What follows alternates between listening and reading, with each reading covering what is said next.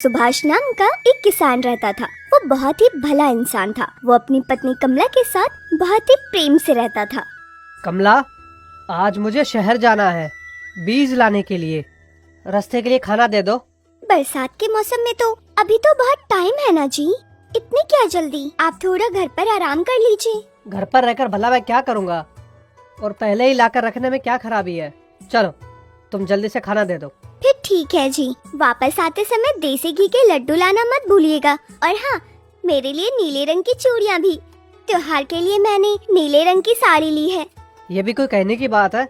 हर बार तो शहर से देसी घी की मिठाई लाता ही हूँ, इस बार तुम्हें बताने की क्या जरूरत है। और इसके बाद वो शहर जाने के लिए निकल पड़ा। रास्ते में उसे एक पेड़ के नीचे वृद्ध बैठा दिखा। अरे ये बूढ़े बाबा तो अस्वस्थ दिख रहे हैं, जरूरी किसी बात से परेशान है। उनके पास जाकर पूछता हूँ मैं उन्हें, आखिर क्या बात है। बाबा, कौन हो आप? देखने पर आप अस्वस्थ लग रहे हो। पहले तो मैंने आपको कभी यहाँ पर देखा नहीं है बाबा। बेटा, मेरा नाम वीर प्रताप है। मैं विजयनगर से हूँ। अपना परिचय बाद में दूंगा बेटा। पिछले 2 दिन से मैंने कुछ खाया नहीं है। बहुत तेज भूख लग रही है। खाने के लिए अगर कुछ है तो दे दो ना। हाँ हाँ, क्यों नहीं, मेरे पास थोड़ा खाना बचा हुआ है, लो आप इसे खा लो। देखकर लगता है कि आप बहुत भूखे थे बाबा। रोटियां कम पड़ गई क्या, और भूख लगी है आपको? अभी मेरा पेट भर गया है बेटा। खाना बहुत ही ज्यादा स्वादिष्ट था। आपको बहुत ज्यादा भूख लगी हुई थी ना, इसलिए आपको ये वाला खाना अमृत लग रहा था बाबा। खैर, अब बताइए मुझे, आपने कहा कि आप विजयनगर के वासी हो, लेकिन इतनी दूर आप यहाँ किस लिए आए हो बाबा? या किसी रिश्तेदार के घर आए थे आप? ऐसी बात नहीं है। मेरी एक दुख भरी कहानी है।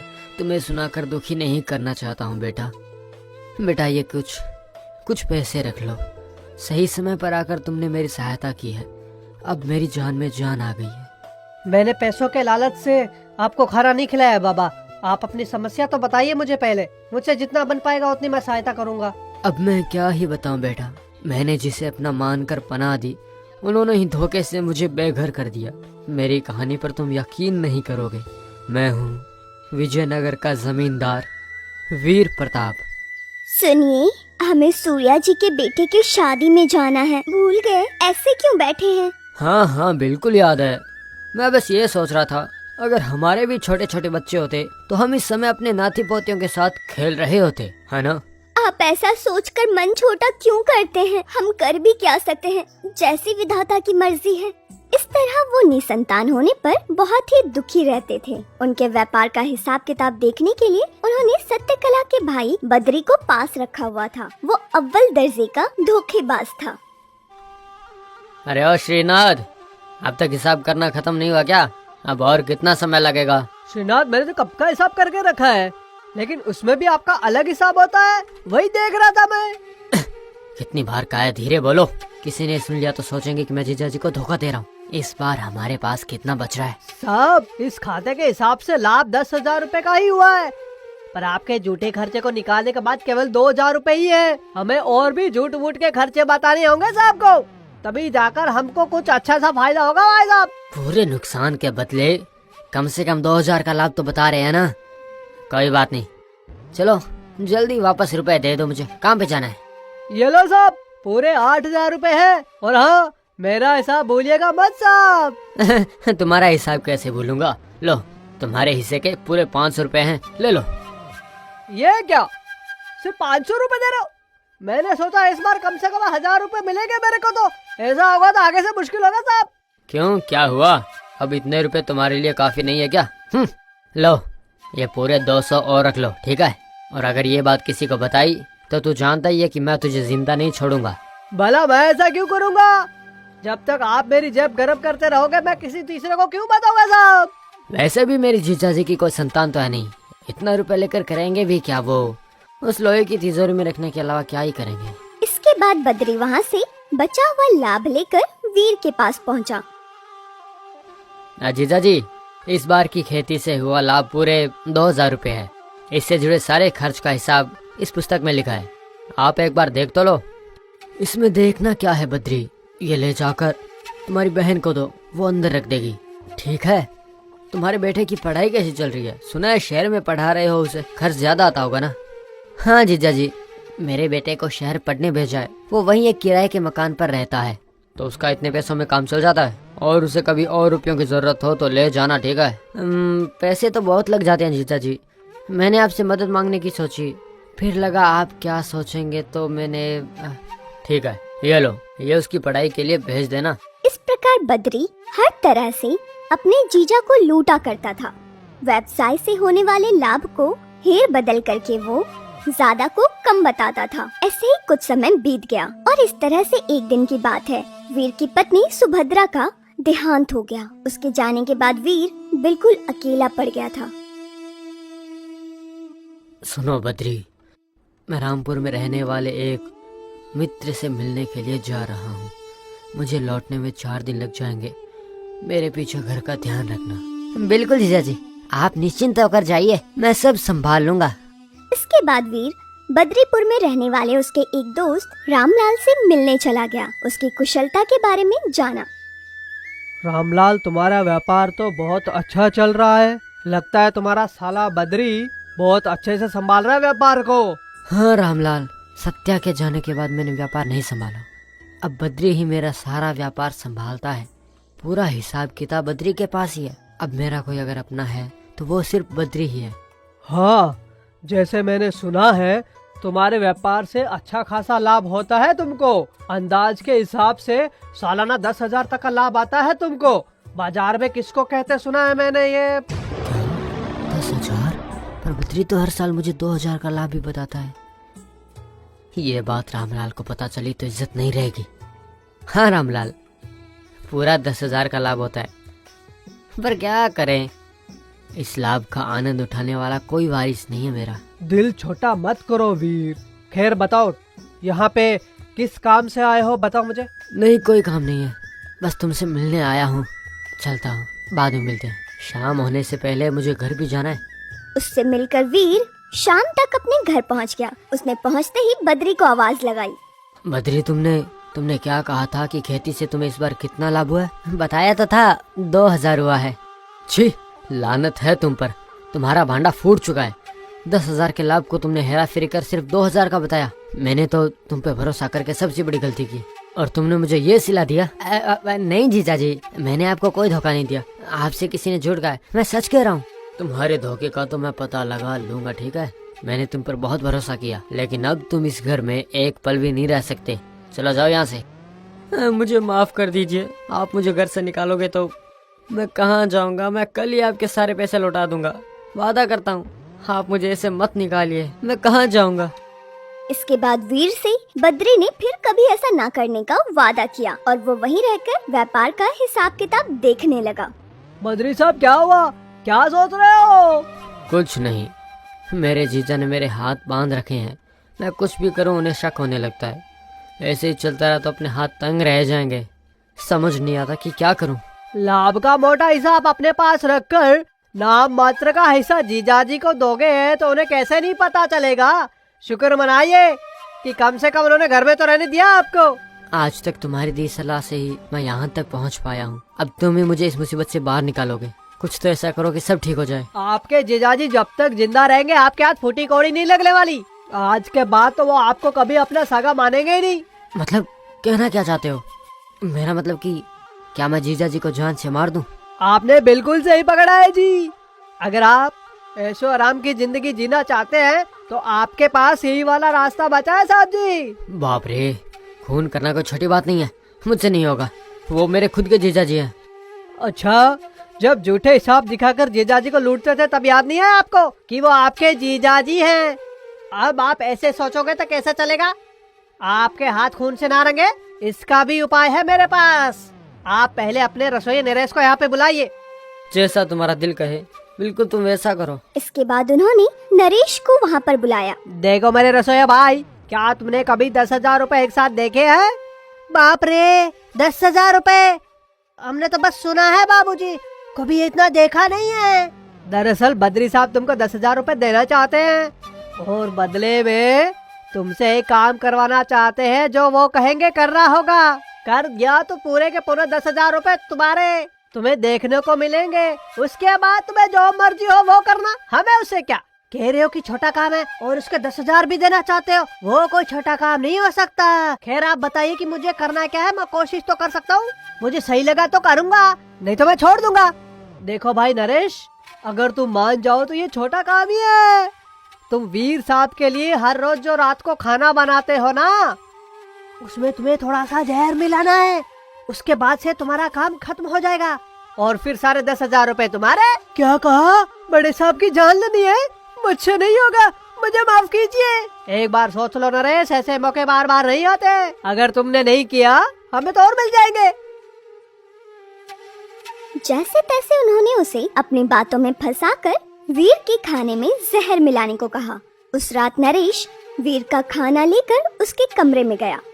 साहब जी, मैंने खाना लगा दिया है। थाली रख कर चले जाओ, मैं थोड़ी देर बाद खा लूंगा। साहब जी, मैं आपसे कुछ कहना चाहता हूँ, पर आप मेरी बात पर गुस्सा मत कीजिएगा साहब जी। क्या हुआ? क्या बात है?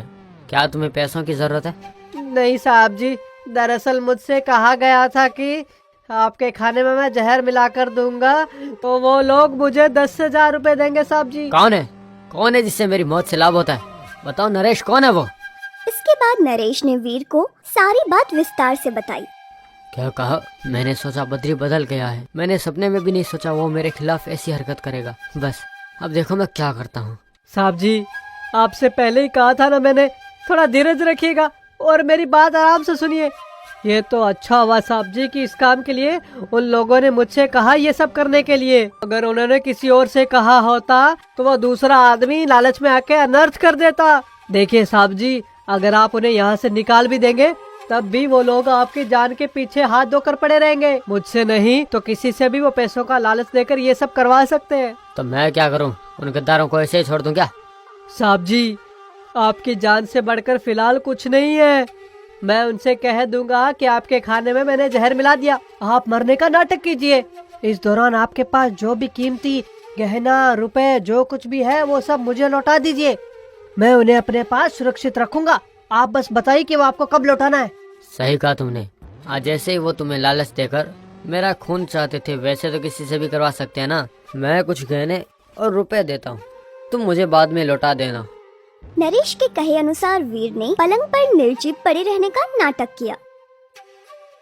ओ बद्री साहब, आपने जैसा कहा था मैंने वैसे ही किया है। बड़े साहब पलंग पर पड़े हुए हैं, कुछ ही देर में वो इस दुनिया से चले जाएंगे। उनके शव का क्या करना है बताओगे? करना क्या है उनके शव का? तूने 2,000 बढ़ा कर दूंगा। उनके शव को कहीं दूर ले जाओ और आग लगा दो। कोई पूछे तो कह देना कि जीजाजी तीर्थ पर गए हैं। मेरी बात समझ में तो आई ना? मरने का नाटक कर रहे वीर को नरेश वहाँ से उठाकर ले गया। कुछ दूर जाने के बाद नरेश ने उसे वहीं लिटा दिया और उससे कहा, साहब जी, आप यहाँ से कहीं दूर चले जाइए और ऐसा करने के लिए मुझे माफ कीजिए। तुम इतनी माफी क्यों मांग रहे हो नरेश? आज मैं तुम्हारी वजह से ही जिंदा हूँ। ये लीजिए साहब 10,000 रुपए जो उन्होंने मुझे दिए थे। ये आप पैसे लेकर यहाँ से दूर सीतापुर चले जाइए। वो यहाँ से काफी दूर है, फिर मैं वहाँ आपसे आकर मिलता हूँ। ये तो मेरी कहानी है। जिसे मैंने अपना मानकर अपने ही घर में जगह दी, वही मेरा अभी जान का दुश्मन बन गया है और कोई रास्ता नहीं था। सही कहा, आजकल कोई दुश्मन बाहर वाला नहीं, हमारा कोई अपना ही होता है। आप भले आदमी लगते हो। अगर आपको कोई एतराज ना हो तो आप कहीं बाहर नहीं, मेरे घर चल सकते हैं, वहाँ आपको अच्छा लगेगा। सुभाष, तुम्हारा मन उदार है, पर मैं तुम्हें कोई तकलीफ नहीं देना चाहता। मुझे अपना रास्ता खुद ही तय करना है। इसके बाद सुभाष ने वीर को जैसे तैसे उसके घर चलने के लिए मनवा लिया और उस रात वो दोनों घर पहुँच गए।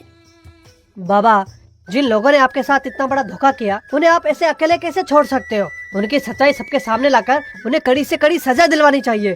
अब मैं बूढ़ा हो चुका हूँ, मैं भला उनसे कैसे बदला ले सकता हूँ? अगर मुझे यहाँ जिंदा रहना है तो उनसे जितना हो सके उतना दूर रहना ही मेरे लिए अच्छा है। आप इतने अच्छे हो इसीलिए तो वो अपने मनमानी कर पाए। देखिए बाबा, मुझे ये बात बिल्कुल अच्छी नहीं लगी है कि वो बिना सजा के इतने आराम से रहे। उनका खेल खत्म करने के लिए मेरे पास एक उपाय है बाबा। मतलब हमें करना क्या होगा उसमें? इसके बाद सुभाष ने वीर को एक बढ़िया उपाय सुझाया और उसके कुछ दिनों के बाद ही। तो बद्री जी, इस जायदाद के मालिक बनकर बड़े खुश लग रहे हो आप। चेहरे से नूर टपक रहा है आपके तो। क्यों, क्या तुम खुश नहीं हो? अच्छे खासे पैसे लिए तुमने मुझसे। हम दोनों ने मिलकर किया तभी तो ये सब हासिल कर पाया ना। वैसे भी इतनी बड़ी जायदाद का वो अकेला क्या ही करता बताओ जरा। लो, ये रहे पिछले 3 महीने का लाभ, पूरे 5,000 रुपए। तुमने हिसाब बराबर किया है ना, या मैंने जैसे किया मेरे साथ घोटाला करता गया? अरे भला मैं आपके साथ ऐसा क्यों करूँगा? ये सब असली खर्चे का ही हिसाब है। अगर आपको मुझ पर यकीन नहीं है तो खुद जाकर हिसाब देख लो ना। हाँ, देख लूंगा। कभी ना कभी तो तुम्हारी चोरी पकड़ ही लूंगा मैं। ऐसा हुआ तो तुम्हें भी जीजा जी के पास भेज दूंगा। अगर आपने मुझे धमकी दी ना तो ये सब कुछ मैं जाकर पुलिस को बता दूंगा, फिर वो आपको जेल में लेके जाएंगे। अरे मैं तो ये कह रहा हूँ कि हम दोनों मिलकर ऐसा काम करते हैं ना, हम एक दूसरे के खिलाफ कभी भी नहीं बोलते हैं। बस इतनी सी बात का बुरा मान गए। अच्छा, तो कर लिया अच्छे से हिसाब? अगर नहीं तो मैं कर दूं तुम्हारा हिसाब। क्या था वो? हूबहू जीजा जी की आवाज सुनाई दे रही थी। क्या तुम्हें सुनाई नहीं दिया? हाँ, मैंने भी सुना। वो आवाज तो वीर साहब जी की ही थी। सही कहा, मैं वीर ही हूँ। मैंने तुम्हें अपने घर पर पनाह दी है और तुमने ही मेरी जान ले ली। बाप रे बाप, ये तो वीर साहब जी की आवाज थी। लगता है वो यहाँ पे भूत बनकर आए हैं। मैं तो यहाँ से भाग लेता हूँ। अरे चुप कर श्रीनाथ, इस जमाने में भला कहाँ के भूत, ये हमारा सिर्फ वहम है। जीजा जी को मरे हुए कितने दिन हो गए आज। देखो, अब कोई आवाज नहीं आ रही। और इसके बाद वो दोनों घर से बाहर निकल गए। तभी एक व्यक्ति उनके पास आया। मैं जानता हूँ कि तुम दोनों इतने डर क्यों रहे हो। उसकी आत्मा तुम्हें मारे बिना पीछा नहीं छोड़ेगी। वो तुम दोनों से बदला लेने आई है। तुम्हारी मौत तो निश्चित है। हैं? ये कौन है? तू चला जा यहाँ से, चला जा। मैंने कहा पीछे हट। हमने ही तो वीर साहब जी का खून किया था ना साहब, तो हो सकता है उनकी आत्मा हमसे बदला लेने आई हो। आत्मा कुछ नहीं लेना, चला यहाँ से। बाप रे बाप, भूत! चला यहाँ से भाग चलते हैं साहब जी। यहाँ से भागने की कोशिश की तो यहीं गाड़ दूंगा मैं। तुमने मेरी जान ले ली, अब मैं तुम दोनों की जान लेकर ही स्वर्ग में जाऊंगा। जीजा जी, मुझे माफ कर दो। इस श्रीनाथ ने ही मुझे आपका खून करने की सलाह दी थी। मुझे पैसा वैसा कुछ नहीं चाहिए। मैं यहाँ से दूर चला जाऊंगा। तुम दोनों को पुलिस के सामने ये कबूल करना होगा कि तुमने मुझे मारने की कोशिश की, वरना तुम मेरे हाथों मारे जाओगे, ठीक है? हाँ, हम अपनी गलती मानते हैं जीजा जी, हमें छोड़ दीजिए। ये सारी बातें वहीं खड़े पुलिस ने सुन ली और तुरंत बद्री और श्रीनाथ को कैद कर लिया। वीर को जान से मारने की कोशिश के लिए उन दोनों को 10 साल की सजा हुई। सुभाष, तुम्हारा बताया उपाय मेरे बहुत काम आया। आज से तुम मेरे पास रहकर ही मेरे सारे के सारे काम काज को संभालोगे। और इस तरह उस दिन के बाद से सुभाष वीर का हिसाब किताब देखने लगा और वो अपनी पत्नी के साथ वहीं पर आराम